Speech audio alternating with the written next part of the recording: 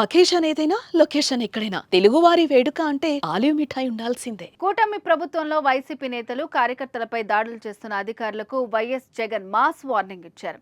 అన్యాయాలకు పాల్పడే వారిని వదిలిపెట్టే ప్రసక్తే లేదని, సమయం వచ్చినప్పుడు ఖచ్చితంగా సినిమా చూపిస్తామంటూ సంచలన వ్యాఖ్యలు చేశారు. వైసీపీ రాష్ట్రంలో ప్రస్తుతం రాక్షస ప్రభుత్వం నడుస్తోందన్న జగన్, కలియుగంలో రాజకీయాలు చేయాలంటే భయం ఉండకూడదన్నారు. కేసులకు జైళ్లకు బెదిరిపోకూడదని, అలా అయితేనే రాజకీయాలు చేయగలమని అన్నారు. మరోపక్క కూటమి ప్రభుత్వంలో ప్రజాస్వామ్యాన్ని పట్టపగలే ఖూనీ చేస్తున్నారని, ముఖ్యంగా స్థానిక సంస్థల ఉప ఎన్నికల్లో ఇది స్పష్టంగా కనిపిస్తోందని దుయ్యబట్టారు. తిరువూరు వంటి ప్రాంతాల్లో వైసీపీకి సంఖ్యాబలం ఉన్నప్పటికీ టీడీపీ పోటీకి దిగడం, వైసీపీ ఆధిక్యం ఉంటే ఎన్నికలను నిలిపివేయటం వంటి చర్యలకు పాల్పడుతున్నారని ఆరోపించారు.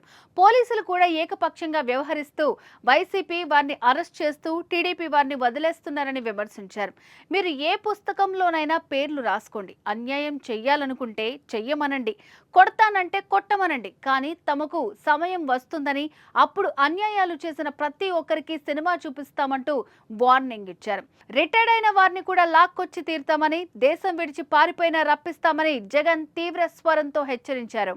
ప్రతి కార్యకర్తకు నేను ఒకటే చెప్తా ఉన్నా, ఎవడెవడైతే మీకు అన్యాయం చేశాడో పర్వాలా, అన్యాయం చేయండి, చేయించుకుంటాం, టైం మీది, కానియండి, కొట్టండి అని చెప్పండి. ఆడు ఎవడు ఏం చేస్తా ఉన్నాడో పేరు రాసుకోండి. రెడ్ బుక్ అని నేను చెప్పను, కానీ పేరైతే రాసుకోండి. మీరు ఏ బుక్లో రాసుకున్నా పర్వాలా, పేరైతే మీరు రాసుకోండి. దాని తర్వాత మాత్రం అన్యాయం చేసినోనికి సినిమా మాత్రం మనం చూపిస్తామని చెప్తాను. ఆ మనిషి రిటైర్డ్ అయి ఉన్నా కూడా లాక్కొని వస్తా, ఆ మనిషి దేశం విడిచిపెట్టిపోయినా లాక్కొని వస్తా. ఎవరిని వదిలిపెట్టేది ఉండదు. ఒక్కొక్కడికి మాత్రం సినిమా మాత్రం ఎలా చూపించానో అలా చూపిస్తామని మాత్రం చెప్తాను.